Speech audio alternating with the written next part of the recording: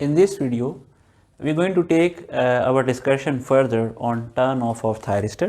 जैसे कि previous video के अंदर मैंने स्टेडी स्टेट कैरेक्टरिस्टिक्स के अंदर दो इंपॉर्टेंट चीज़ों को इंट्रोड्यूस किया था जो यहाँ पे मैं डिस्कस करूँगा, that is the latching current and holding current. इन दोनों के बारे में मैं बात करूँगा कि इनके डिफरेंस क्या है इनके दरमियान, क्योंकि बहुत सारे लोग जो हैं whenever they study these concepts तो they end up mixing those two important things। पहली बात तो ये कि अगर आप लैचिंग करंट की बात करें तो that is related to turn on off thyristor, और अगर आप होल्डिंग करंट की बात करें तो that is related to turn off thyristor.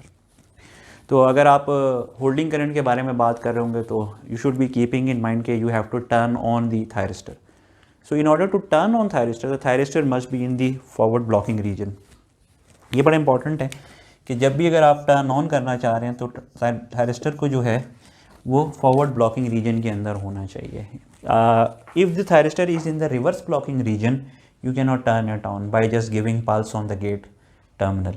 ये बड़ा एक इम्पॉर्टेंट फैक्ट है कि आपका थायरिस्टर जो है it must be in the forward blocking region to get turned on if you apply some voltage on the gate terminal या pulse दें अगर आप, तो ये चीज़ सबसे अहम है। और कोई सिग्नल अगर आप गेट टर्मिनल के ऊपर देंगे तो वो टर्न ऑन कर जाएगा, तो ये सबसे इम्पॉर्टेंट पॉइंट है। इसी तरीके से अगर आप टर्न ऑफ करना चाह रहे हैं थायरिस्टर को, तो thyristor must be operating in the forward conduction region. आपका थायरिस्टर जो है it should be in the forward conduction region, then you can basically proceed with the turn off. तो उस वक्त जो है आपका जो सेकेंड थिंग है होल्डिंग करंट जो है वो इम्पॉर्टेंट फैक्टर है, वो इम्पॉर्टेंट रोल प्ले करता है। So let us begin by starting a discussion on the latching current। so latching current जो है आपके पास latching current it relates to the turn on of thyristor। turn on of thyristor के process के साथ इसका relation है। Thyristor भी कह सकते हैं, सिलिकॉन कंट्रोल रेक्टिफायर इसको SCR भी कहते हैं, दैट ऑल्सो भी गुड टेकन है। अब ये है क्या? So we normally take latching current around here. तो इससे पहले जो थायरिस्टर है it will be operating in the forward blocking region या फॉरवर्ड ब्लॉकिंग मोड में कर रहा होगा, and then you will give a pulse the current pulse on the gate terminal. आप गेट टर्मिनल पे एक पल्स देंगे और ये क्या करेगी, अब यहाँ पे सबसे इंपॉर्टेंट पॉइंट आएगा, ये पल्स कितने टाइम के लिए होनी चाहिए, इस पल्स की मैग्नीट्यूड क्या होनी चाहिए। These both points are very important. इस पल्स कि इतनी मैग्नीट्यूड होनी चाहिए कि आपका जो एनोड करंट है it becomes greater than the latching current, और इसका जो एक सर्टन टाइम होता है जो कि टर्न ऑन का टाइम है, इस ये जो टाइम टर्न ऑन है इससे ज़्यादा ये रखे। किसके लिए, किसको रखे? एनोड करंट को must be greater than the latching current for certain amount of time. If these two conditions are met, यहाँ पे मैं दोबारा दोनों कंडीशंस रिपीट करता हूँ। First of all anode current should be greater than the latching current. पहली बात तो ये कि इतना मैग्नीट्यूड हो कि एनोड करंट ग्रेटर हो जाए लैचिंग करंट से, ये तो पहली चीज़ है। सेकंड चीज़ क्या है? सेकंड चीज़ ये है कि इसका टाइम जो है, यानी इसकी जो पल्स है, जो टाइम है, इट शुड बी इतना हो कि इतनी देर के लिए हो कि टर्न ऑन प्रोसेस जो है वो इनिशिएट हो जाए थायरिस्टर का। तो ये मैंने पहले भी डिस्कशन की थी जहाँ पे मैंने थायरिस्टर की फ़िज़िकल जो मैकेनिज़म्स होते हैं उसकी टर्न ऑन में, वहाँ पे मैंने बताया था कि इतनी देर तक आपके पास जो है टाइम, इतने टाइम के लिए ये पल्स रहे ताकि आपके टर्न ऑन का प्रोसेस जो है वो इनिशिएट हो जाए। क्योंकि हम सबको पता है कि ये जो टर्न ऑन का प्रोसेस है वो रीजेनरेटिव होता है, तो इतनी देर के लिए हो कि वो आपकी एक साइकिल कंप्लीट हो जाए, उसके बाद फिर देन बेसिकली आप ये पल्स रिमूव कर दें, क्योंकि ये लैचिंग डिवाइस है, it will remember this state और फिर ये टर्न ऑन ही रहेगी। तो ये जो है इसका लीडिंग करंट के हवाले से है कि it the amount of current that basically takes the anode current beyond the latching current level, और अगर लैचिंग करंट लेवल से ऊपर चला गया तो फिर ये टर्न ऑन कर देगा। तो लैचिंग करंट जो है in reality minimum amount of current है जो आपको चाहिए टर्न ऑन करने के लिए थायरिस्टर को, ठीक है। अगर आप स्पेसिफिकली इसकी जो है डेफिनेशन लिखना चाहें तो then you can basically go with this thing as well. Latching current is the minimum forward current that flows through the thyristor to keep it in the forward conduction mode at the time of triggering. If forward current is less than the latching current, thyristor does not turn on. ये इसकी basically जो exact definition है, I will share the notes, तो आप वो वहाँ से भी उसको देख सकेंगे. तो ये हमारी जो है वो लैचिंग करंट की डेफिनेशन होगी. So now we will move on to the discussion on the holding current. और होल्डिंग करंट जैसे मैंने आपको शुरू में बताया था कि holding current is related to the turn off thyristor.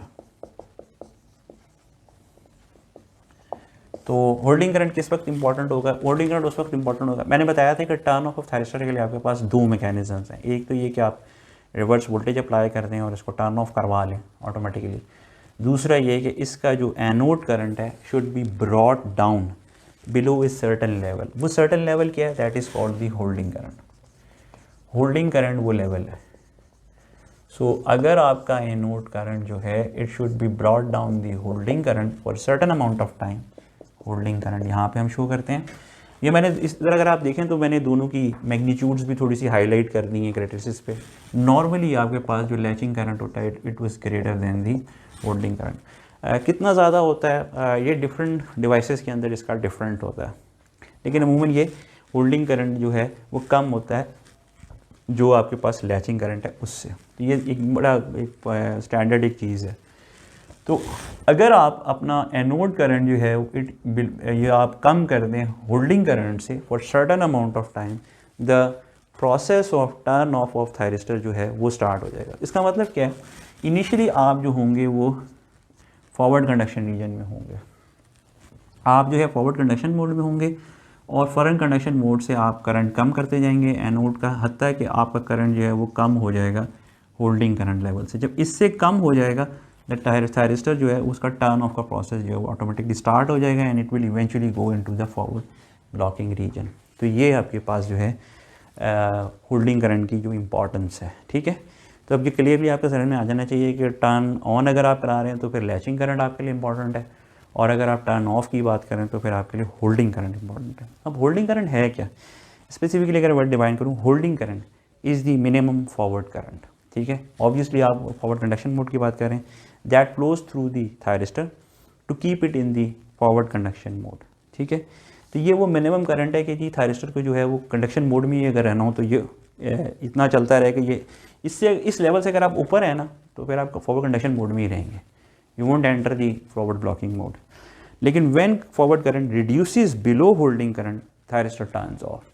Thyristor का टर्न ऑफ का मतलब क्या है कि इवेंचुअली इधर आएगा और फिर थायरिस्टर जो है आपका फॉरवर्ड ब्लॉकिंग मोड के अंदर एंटर हो जाएगा. सो इसका मतलब क्या है कि अगर आप फॉरवर्ड कंडक्शन मोड से फॉरवर्ड ब्लॉकिंग मोड के अंदर एंटर हो जाते हैं तो that is called the blocking. आपके पास जो ब्लॉकिंग मोड है इसे टर्न ऑफ थायरिस्टर कहेंगे. क्लियर? और इस वक्त जो अहम रोल प्ले करता है वो होल्डिंग करंट होता है. सेकेंड, फर्स्ट जो मैंने चीज़ एक्सप्लेन की थी कि आप फॉरवर्ड ब्लॉकिंग मोड में हो और वहाँ से आप एंटर हो जाएं फॉरवर्ड कंडक्शन रीजन के अंदर, तो वहाँ पे इंपॉर्टेंट ये होता है लैचिंग करंट. अगर आपका जो लेवल है एनोड करंट का it is greater than the latching current, तो आपकी डिवाइस जो है वो टर्न ऑन हो जाएगी. क्लियर?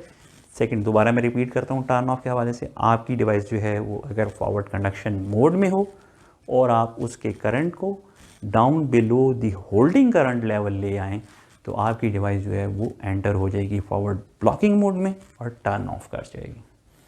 क्लियर? तो आई होप सो कि with this video I have made clear cut difference between the two important things, that is the latching current and the holding current. So we going to keep on discussing. जो इसके बाद हम discuss करेंगे वो मैं बात करूँगा कि what are the mechanisms by which we can turn off the thyristor. So that's it for this video. Thank you.